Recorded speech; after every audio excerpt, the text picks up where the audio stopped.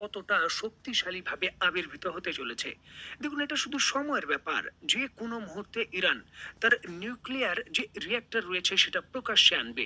আর এতে কিন্তু হতভম্ব হওয়া ছাড়া আর কোনো উপায় নেই। বিশেষ করে এমন একটি দেশ যেই দেশের উপর 40 বছরের বেশি সময় ধরে যুক্তরাষ্ট্র এবং পশ্চিমা বিশ্ব কঠিন থেকে কঠিনতম নিষেধাজ্ঞা দিয়ে রেখেছে। ছোট ছোট যন্ত্রাংশ অ্যারেঞ্জ করা ইরানের জন্য খুবই মুশকিলের ব্যাপার। পৃথিবীর কোনো দেশ থেকে আমদানি করতে পারে না এমতো একটা অবস্থায় সম্পূর্ণভাবে 100% নিজস্ব প্রযুক্তি ব্যবহার করে 360 টন ওজনের মিথানল যে রিয়েক্টরের চুল্লি রয়েছে সেটা তৈরি করে একেবারে তাক লাগিয়ে দিয়েছে। কারণ পৃথিবীর অন্যতম বৃহত্তম এই চুল্লি।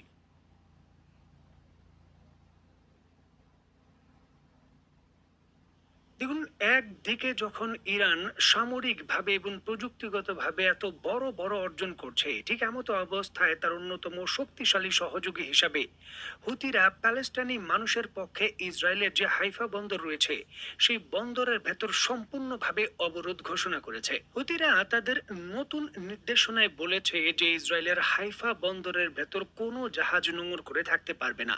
এই বন্দরে কোনো জাহাজ আসতেও পারবে না, এখান থেকে যেতেও পারবে না। যদি মিসাইলের আঘাতে কোনো জাহাজ ডুবে যায় বা কোনো জাহাজের ক্ষয়ক্ষতি হয়, সেটা আন্তর্জাতিক যে কোম্পানির বা যারই জাহাজ হোক না কেন, এর জন্য সম্পূর্ণভাবে ওই দেশ বা ওই কোম্পানি দায়ী থাকবে, হুতিরা দায়ী থাকবে না। সরাসরি অবরোধ ঘোষণা করে এই নোটিশ দিয়েছে। দেখুন, ইসরায়েলের জন্য এটা একটা বড় ধাক্কা। প্রাথমিকভাবে আপনাদের মনে হতে পারে যে এটা নতুন কি, গত প্রায় 2 বছর ধরেই তো অবরোধ দিয়ে রেখেছে। দেখুন, 2 বছর ধরে অবরোধ দেওয়া ছিল। সেটা রেড সির উপকূল দিয়ে যে ইলাদ বন্দর ছিল সেটা, সৌদি আরবের কাছে যে ইলাদ বন্দর সেই জায়গায় অবরোধ ছিল। তবে এইবার যে অবরোধ দেওয়া হয়েছে সেটা একেবারে উল্টো দিকে, ভূমধ্যসাগরে যে হাইফা বন্দর রয়েছে লেবাননের একেবারে কাছে, সেই হাইফা বন্দরের ভেতর দেওয়া হয়েছে।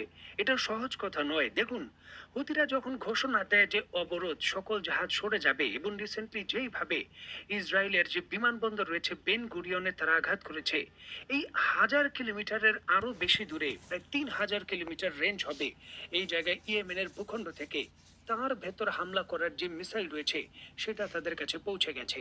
এবং ইরানের পক্ষ থেকে সবুজ সংকেত পাওয়ার পরই কিন্তু একেবারে ভূমধ্যসাগরের উল্টো দিকে যে বন্দর রয়েছে সেটা অবরোধ ঘোষণা করলো হুতিরা। দেখুন, এটা ইসরায়েলের জন্য বড় ধাক্কা। কারণ সে হাইফা বন্দর দিয়ে ইসরায়েলি জিডিপির প্রায় 60% পণ্য আমদানি হয়।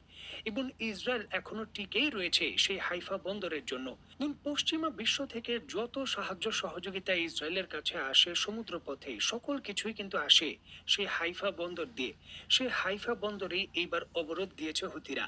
একটা নেক্সট লেভেলের যুদ্ধ শুরু হতে চলেছে। আগামী 2-1 দিনের ভেতরই দেখবেন হাইফা বন্দরের ভেতর মুহুর মুহুর মিসাইল আক্রমণ হয়েছে এবং জাহাজগুলোকে টার্গেট করা হচ্ছে।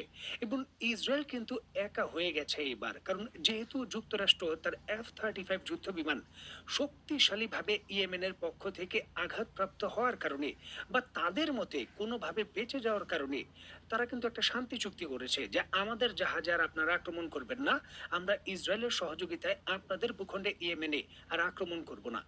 এখন কিন্তু ইয়েমেনের যে হুতিরা নেক্সট লেভেলের আক্রমণ শুরু করেছে অপর প্রান্তে।